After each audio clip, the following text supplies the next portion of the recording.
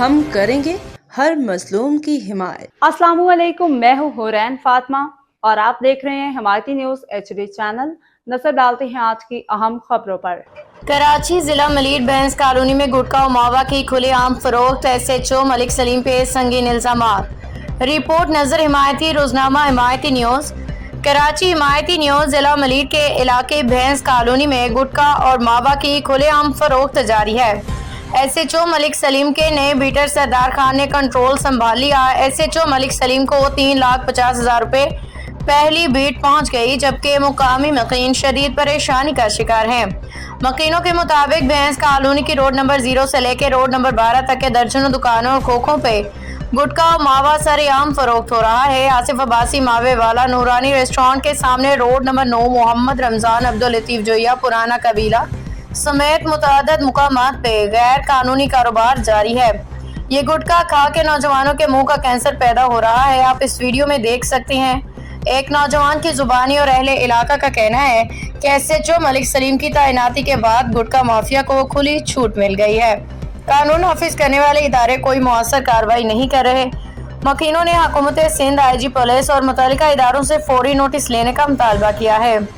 ماہرین صحت کے مطابق گٹکا اور ماوا کا استعمال منہ، حلق اور معدے کے کینسر سمیت متعدد مہلک بیماریوں کا سبب بنتا ہے، جبکہ عدالت عالیہ سندھ پہلے ہی ان مصنوعات پہ مکمل پابندی عائد کرنے اور فروخت کرنے والوں کے خلاف کارروائی کے احکامات جاری کر چکی ہے۔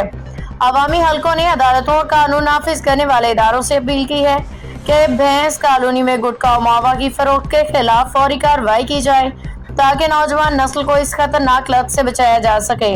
قانونی پس منظر سندھ ہائی کورٹ کا حکم۔ عدالت عالیہ سندھ نے 2019 میں حکومت اور پولیس کو ہدایت کی کہ گٹکا ماوا مین پوری کی تیاری اور فروخت پہ مکمل پابندی عائد کی جائے اور اس کے ذمہ دار افراد کے خلاف فوجداری کارروائی کی جائے۔ فوجداری دفعات تعزیرات پاکستان کی دفعہ 337A اور دیگر متعلقہ دفعات کے تحت ایسی مصنوعات جو انسانی صحت کے لیے نقصان دہ ہوں ان کی تیاری اور فروخت جرم تصور کی جاتی ہے اور سزا دی جا سکتی ہے۔ عدالت نے حکم دیا کہ ایسے افراد کے خلاف مقدمات درج ہوں، دکانیں یا کارخانے سیل کیے جائیں۔ ماہرین صحت کی رائے: گٹکا اور ماوا کا استعمال منہ کے کینسر، مسوڑھوں کی بیماری، دل اور جگر کے امراض لت لگنے کا سبب بنتا ہے۔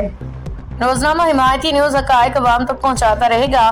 اگلی خبر کا انتظار کیجیے۔ SHO ملک سلیم کو 2.5 لاکھ کی بیٹ مل چکی ہے۔ کیا SSP ملیر ڈاکٹر عبدالخالق پیرزادہ کا بھی اس میں حصہ موجود ہے؟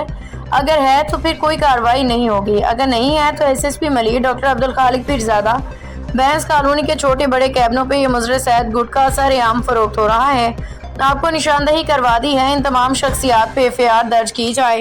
روزنامہ حمایتی نیوز اگلی خبر کا انتظار کیجیے گا، بہت جلد شائع کی جائے گی۔